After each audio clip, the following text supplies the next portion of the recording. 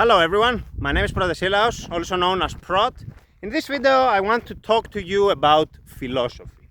It has been a long time since I last did a video of the sort, and I want to start again now that I have a bit more time. This video is about the life lessons I have discerned, the lessons that I learned while building a hut in the mountains of Cyprus. This is the Troodos mountain range in the southern part of Cyprus. Cyprus is an island in the eastern Mediterranean Sea. I built the hut because it was necessary. It was necessary for me to provide a solution to the accommodation crisis that I was facing. A crisis whereby my income was stable, was basically frozen at a low level, while the cost of living, the cost of accommodation more specifically, was on the rise and the rates were exorbitant. And the pace of the increase is also of great concern, meaning that in 5 years it will be even worse. So I thought to myself, what can I possibly do? There were some alternatives of me migrating, of me finding some kind of job in another country and then renting a place there and basically working to pay the rent and then hoping that eventually I would break that cycle. My concern though was that I was just, in that scenario, I would be just buying time. Like in 5 years, what is happening here will be happening there. This was my thinking, and this may actually be the case. But this was what I was thinking anyway. So I was like, no, this doesn't work. This is not sustainable. I have to do something that will provide me with a modicum of stability, a baseline of safety. Something that I can depend on, something that I can rely on, and thus I will have the peace of mind that I need to be creative, that I need to be productive, that I need to do good in this world. In life, we have choices that we make. Even if we assume that we have perfectly free will, even if we assume that everything we want we can do, even then our choices are limited. They are limited because past decisions frame, condition future decisions. The fact that I am walking on this path right now is because I made a decision earlier to take a turn this way rather than that way. Even if I have perfectly free will, I cannot simply undo what I did. I am on this path right now. I am moving in this direction right now. I can undo it, but this requires me to go back and undo it. I cannot simply change what has transpired. I cannot simply erase it and thus erase with it the consequences that it has produced, the phenomena it has engendered, the states of affairs it has given rise to. These phenomena, these states of affairs are with me. And whether I have free will or not is irrelevant, because these conditions now frame the case that I am dealing with. They inform the constitution of this case. The factors in their interplay are there.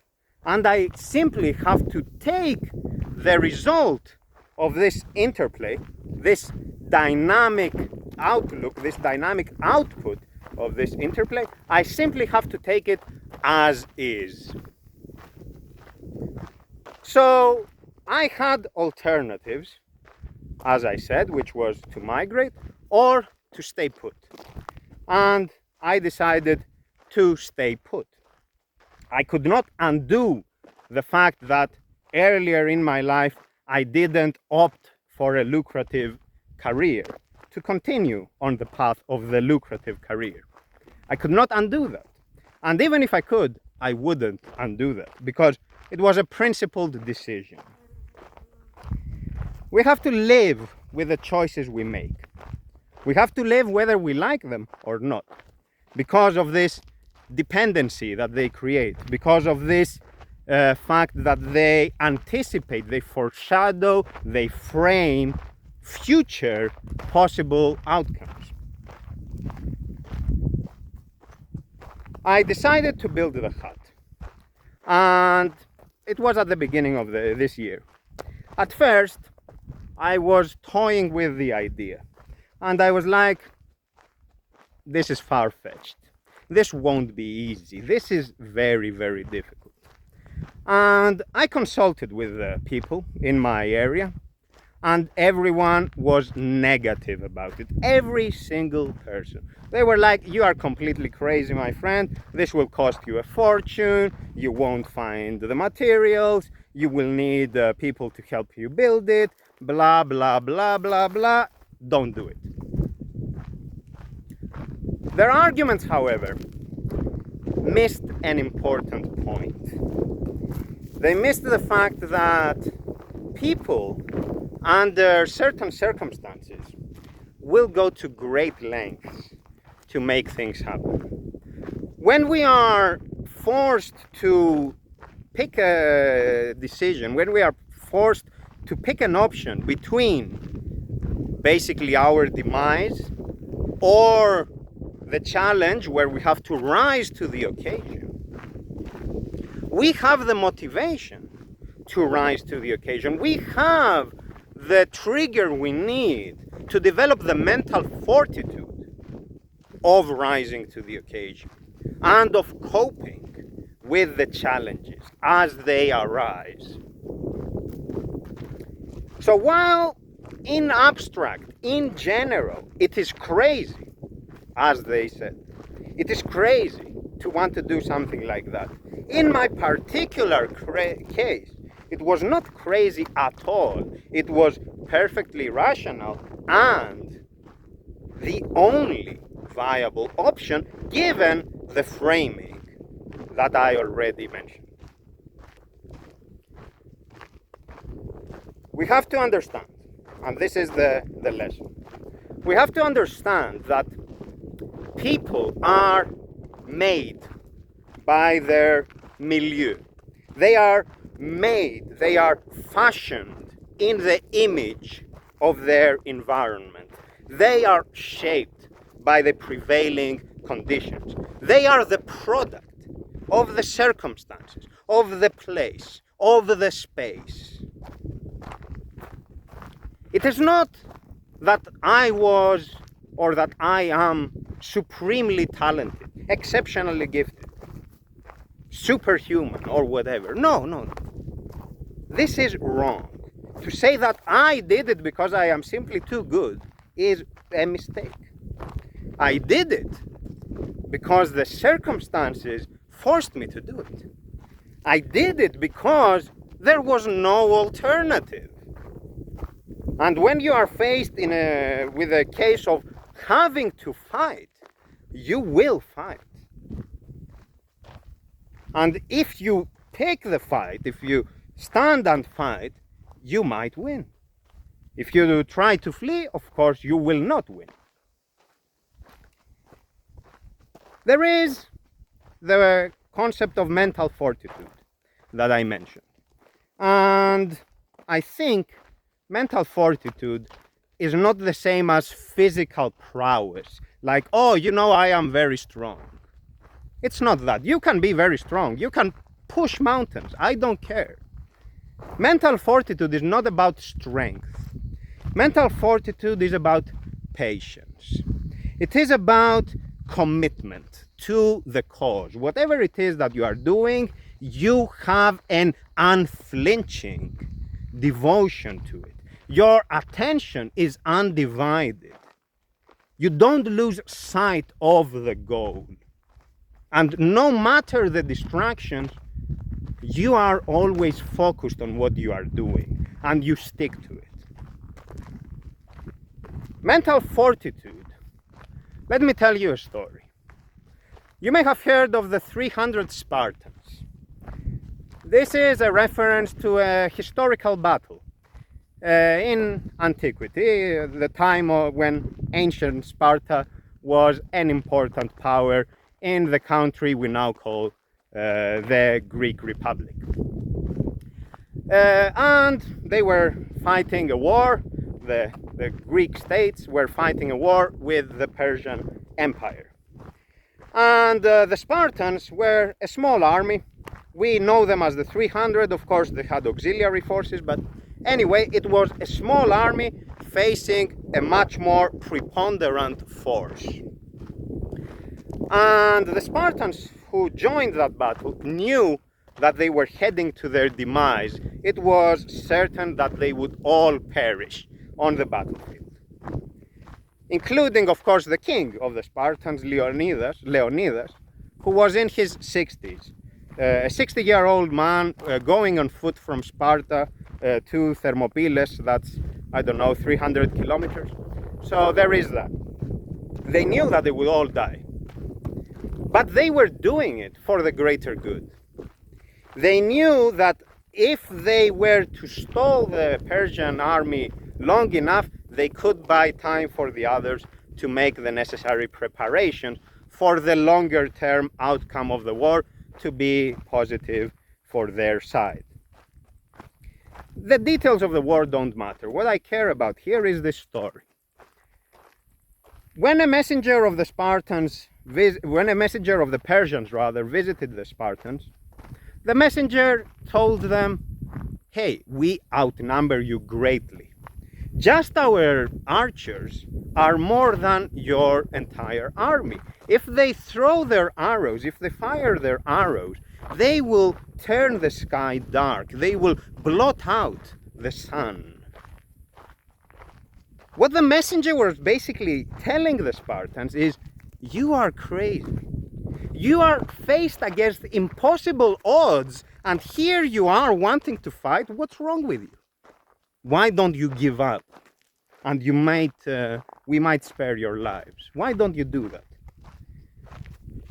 And the response from the Spartan camp was, we will fight in the shade. If they blot out the sun, this is what we will do, no problem. What the Spartans basically replied to the Persian messenger is that given these circumstances, we will rise to the occasion. And we will do it because we understand the longer term implications of this action. We understand the gravity of this moment. And thus, they had the mental fortitude to commit to this task. It is not that they were strong. Everybody is strong. Every soldier is strong. The difference is that they had a goal in mind. They had a greater end that was informing their judgment and was inspiring them into action. And it is the same idea here with me.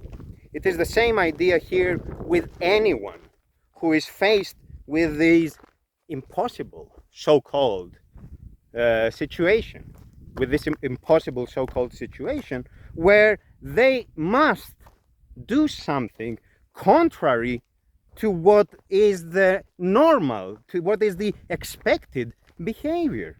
The expected behavior is to conform, to just seek the safest route. But seeking the safest route is not always the safest option. It is not always viable. It might work for a little bit, but it won't work for long.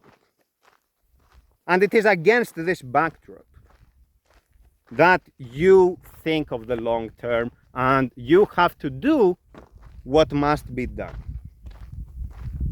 So what I did is what the circumstances forced me to do.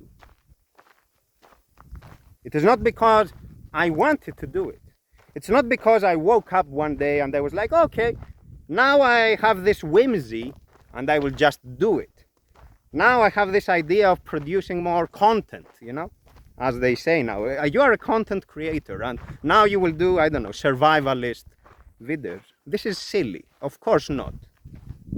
I have no interest whatsoever in algorithms and in marketing gimmicks. This is a decision that was made under these kind of difficult circumstances. Mental fortitude then, and this idea that we are the product of our environment. We are the product of the prevailing conditions. Now, there is another side to this, which has to do with the other side of mental fortitude, which has to do with patience, what I mentioned earlier. And it is how we frame our mind, what is our outlook, so that we can tolerate discomfort, so that we can persevere the moment-to-moment annoyances such that we can stick to it, stick with it, and keep doing it. And this is again the same idea of we will fight under the shade. Like, you have to look at it in such a way so that you give a positive spin to it.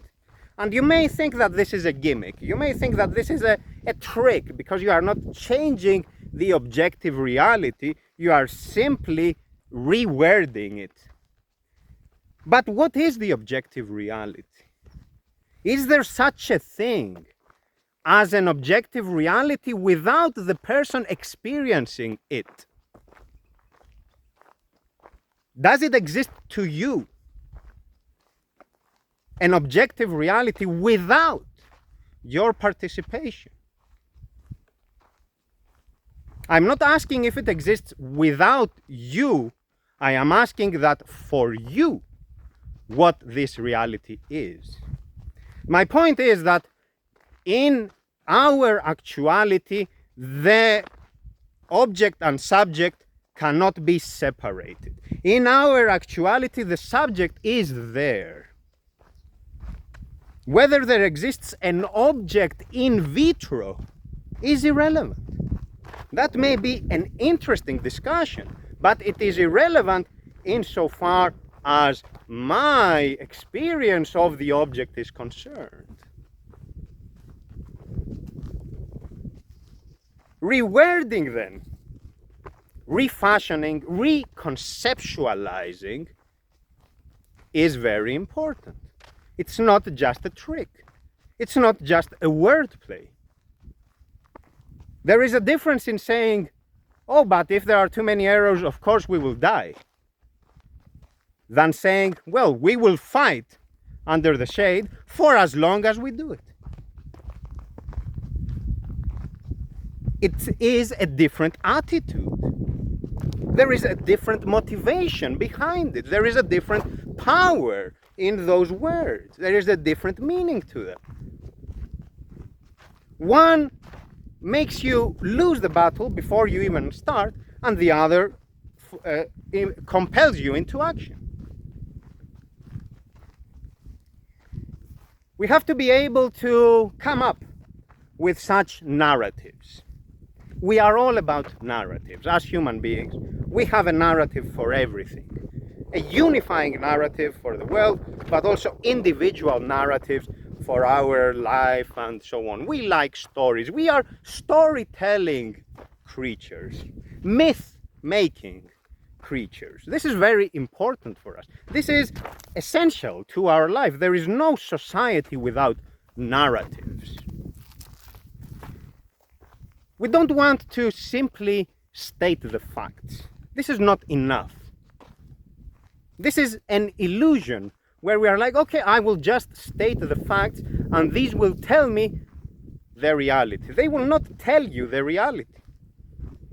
They will just give you a version of reality, a narrative that assumes you are not participating in that reality. It is still a narrative. So I say, let's not play this game. Let's have a narrative. Let's accept this fact. Let's accept the fact that we are the subject. Let's accept the fact that we don't have perfect insight and we need to give a spin on things, to put a spin on things. And let's now try to imagine how we can interpret phenomena in such a way as for us to keep going. This is not about being optimistic, this idea of glass half full or versus half empty. It's not about that, though of course it can be that, but it's not so much about that. It is about understanding that we have input, that the way you think of things gives you a certain outlook that can affect the phenomena, that can have an impact on what is to transpire.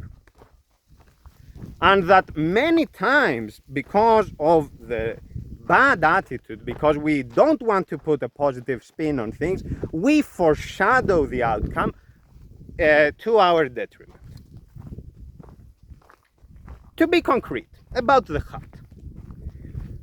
I start building the hut. I am not an expert builder. Of course, I have done this job before. I have done all sorts of manual labor tasks, all sorts of it. But I am not an expert in any of them.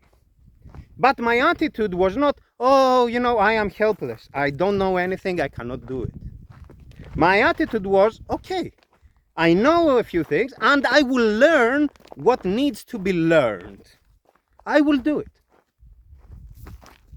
And I will do it, of course, because I have this powerful motivation to do it. But this changes the narrative, because in my mind, I am already winning this battle. I am already out there and I am saying, okay, it's just a matter of me acquiring the skills as I go. And even if it is not perfect, it still is better than not doing it. It still is better than being a smartass, sitting at home and pretending that you know everything and discarding every option, saying, oh no, I cannot do that, it is not possible, oh no, I don't have the resources, I don't have this, I don't have that, and you render yourself useless.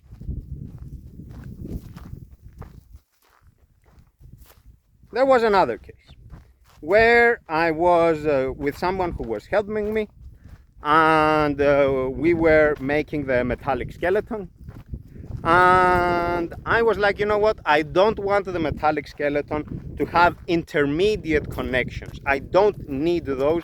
I want there to be an outer frame and for me to then add what needs to be added inside, such that I can untie it all.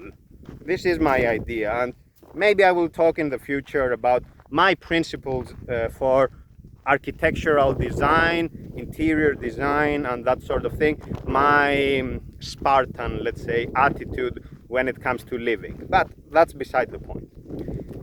The person was again, oh, you're crazy, this won't work, it is impossible, blah, blah, blah. And I was like, no, it is possible and I will show it to you.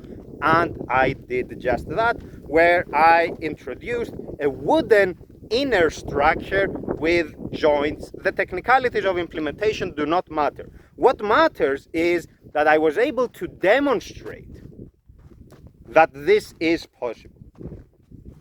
And this is my other point. When you don't have perfect insight into something, which is of course always, but when you don't know something well enough, one, do not underestimate someone who is highly motivated to make things happen. And two, do not be loud and vociferous about it. Do not pretend that you know everything when in actuality you don't.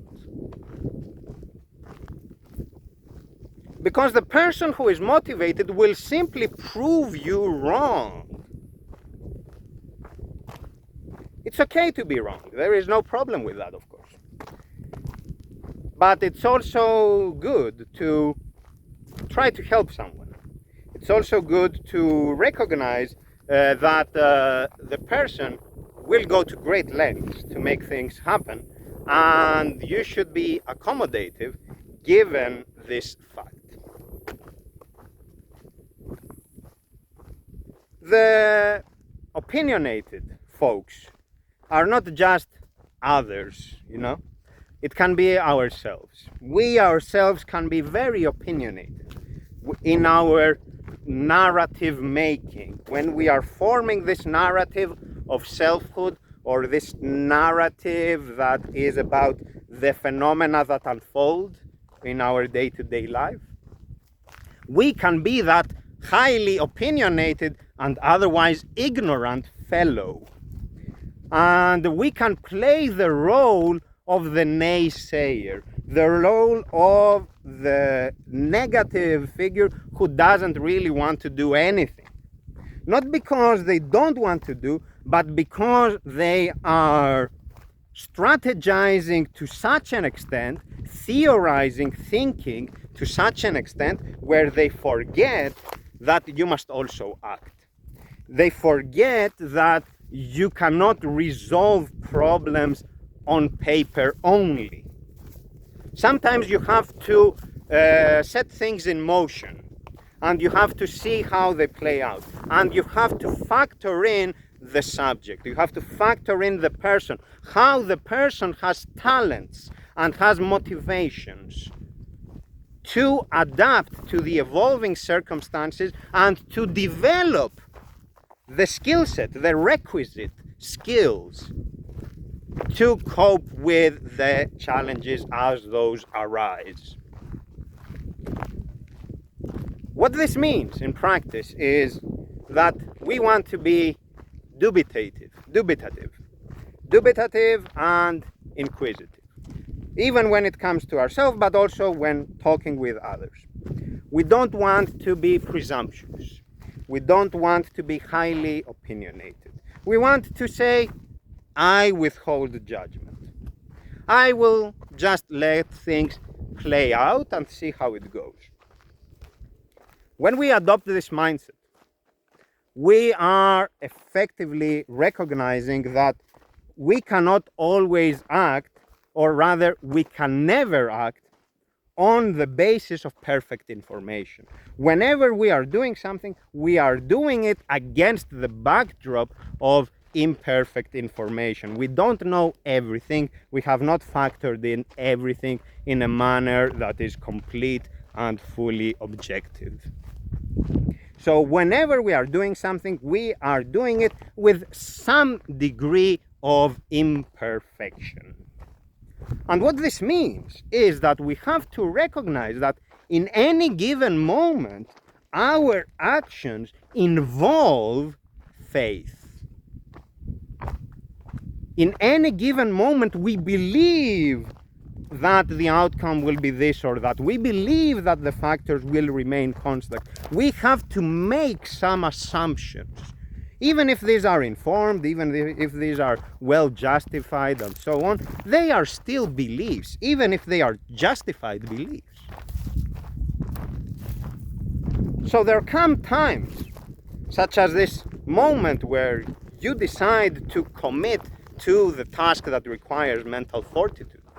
There are times where you have to perform the leap of faith. You have to jump off the cliff and hope that you will grow wings on your way down, because there is no other way. If we think that we will never act on the basis of faith, that we will always act on the basis of the perfect plan, we will simply never act. because the perfect plan has yet to be formulated and will not be formulated. Tolerating uncertainty. This is the gist of it. Being patient in the face of this uncertainty. Being patient in the face of all the inconveniences, of all the niggling, those small yet persistent annoyances. And when you can tolerate all that, then what once appeared, what once was claimed to be crazy, what once was claimed to be insanity, ends up being sane, ends up being manageable, ends up being realizable. Because you are not the same person. You are a person that has risen to the occasion. The circumstances remake you. They have remade you in this case. And you are not the same anymore, at least within the context of this case. That's all for today, folks. My point is, don't judge yourself saying that, oh, I cannot do this. You did it because you are super talented, you are this, you are that. Nonsense. I did it because the circumstances were such that I had to do it.